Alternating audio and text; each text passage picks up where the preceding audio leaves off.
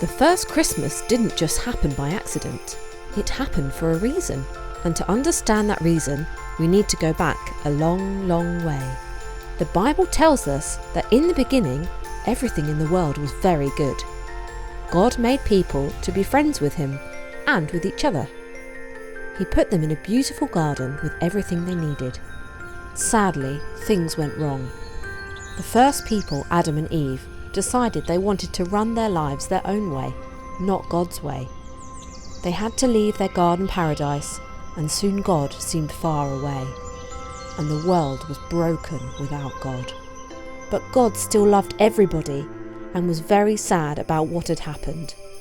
He decided to do something about it and chose a man called Abraham. God promised Abraham that through his children, he would help to fix the world.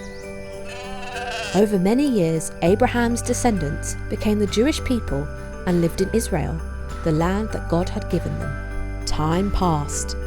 God's people kept getting into trouble, but God always rescued them. He sent messengers to remind them who he was and to guide them back to him. In order to protect and lead his people, God gave them kings. The greatest and best of those kings was David, from a place called Bethlehem. In time, people built a big temple where they could be closer to God. But despite the messengers, the kings and the temple, God still seemed far away. God made many promises to his people that one day a special king would come who would bring God and people back together again. The Jewish people kept waiting for a child to be born who would be the promised king. Finally, 2,000 years ago, things began to happen. The first thing that happened was that an angel appeared to an old man called Zechariah who served in the temple. The angel told him that after a lifetime of waiting, his wife Elizabeth would have a baby son. This boy would be someone special. He would be filled with God's Holy Spirit and would prepare the way for God's king. The baby was to be called John. Later in the Bible, we read how John made people ready for God's king by baptizing them in water as a sign that their sins had been washed away and their lives were clean. But the really important thing was what happened at almost the same time in a town called Nazareth. A young girl called Mary lived there, and she loved God. Mary was engaged to be married to a man called Joseph. One day, she was visited by an angel called Gabriel. "Don't be afraid, Mary. God is pleased with you," Gabriel said. "You are going to become pregnant. The boy you will have will be called Jesus, and he will be great." The name Jesus means God rescues, and rescuing is exactly what Jesus does. "People will call Jesus the Son of God," Gabriel continued, "and he will be a king like David, only with a kingdom that will never end." Mary didn't understand. "There's a problem," she said. "You need a man to produce babies, and Joseph and I aren't yet married." Gabriel replied, "That isn't a problem for God. The baby will be made through God's Holy Spirit." This tells us that Jesus was not going to be an ordinary human being like you or me, but God as well. Mary bowed her head. "I am God's servant. May your promises come true." She was so filled with joy that she sang a song to God, praising him for what he was doing for his people.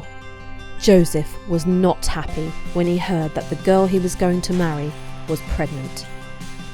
But he had a dream in which an angel spoke to him, telling him not to worry. Mary had done nothing wrong, and the baby who was coming had been made by the Holy Spirit. You might have expected that Mary would stay in Nazareth to have her baby, but God had other plans. At this time, Israel was controlled by the powerful Roman Empire, ruled by Caesar Augustus. He needed more people to pay money to the government in taxes, so he ordered everybody to go back to where they came from so that they could be registered for tax. As Joseph was descended from King David and came from Bethlehem, that was where he had to go. He took Mary with him. It was a long journey, and when Mary and Joseph got to Bethlehem, they found that there was nowhere for them to stay. The only place they could find was a room where animals were kept. This was where Jesus was born, and Mary and Joseph wrapped him up and put him in a cattle trough. How very strange that when the king who will rule forever came to earth, he was born in such a poor little place. Bethlehem was a village in the countryside surrounded by fields where shepherds were looking after their flocks of sheep. That night, an angel appeared to the shepherds in a dazzling blaze of light. They were terrified.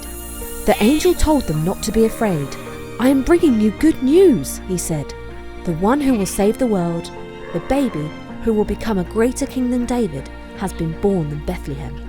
You will find him in a cattle trough." And with that, the night sky opened to show thousands of angels praising God.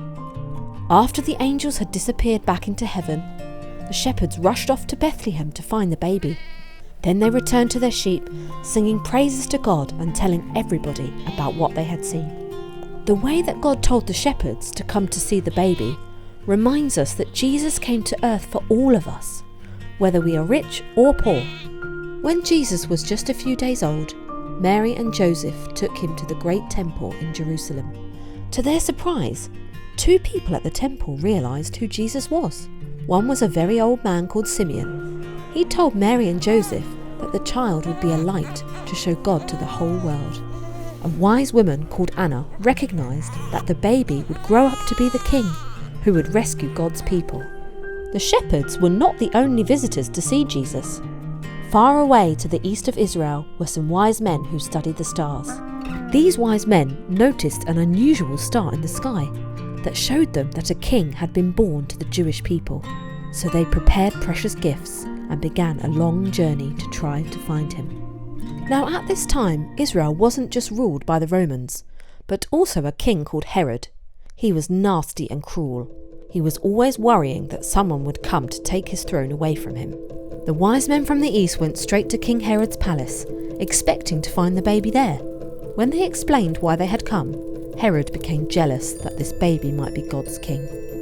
Because he was an evil man, he pretended that he wanted to find the baby so he could pay his respects.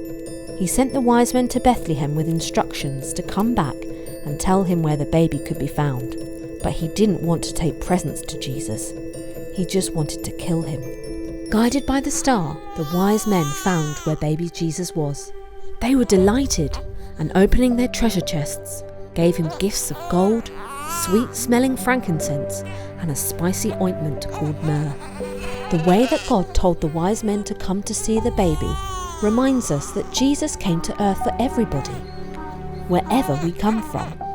As the wise men were planning to return to their own country, God warned them not to go near Herod. So, without him noticing, they slipped quietly away. As they left, an angel came to Joseph and warned him that Herod was going to search for Jesus to kill him. Without waiting, Joseph took Mary and Jesus and left for Egypt, where they would be safe from Herod. Eventually, much to everyone's relief, King Herod died. Mary, Joseph, and the young Jesus returned to Nazareth, where Jesus grew up.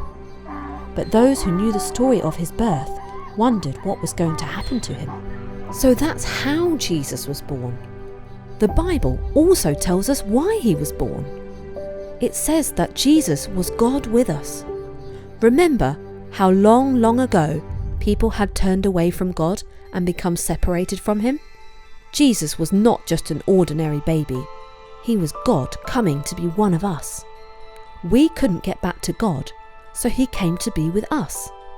Many years later, we have the Easter story when Jesus died on a cross so we could all be forgiven. And then Jesus rose from the dead and returned to heaven.